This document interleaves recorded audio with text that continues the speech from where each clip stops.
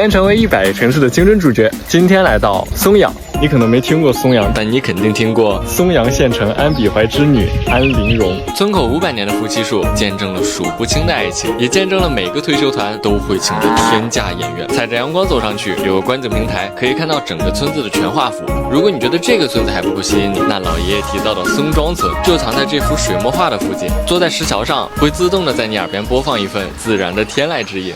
听完以后，山林间的大树会带你进入到第2阶段，除了可以闻到清新的茶香，还要拥抱太阳的温度。薄鞋和小森林防晒衣融入大自然的配色，UPF50+可以有效隔绝紫外线，加上防水面料，能够让我更好的贴近户外。登山的路是负重前行，还能成为一件收纳挎包，减轻旅途中的第3烦恼。松阳，一个特产古村的地方。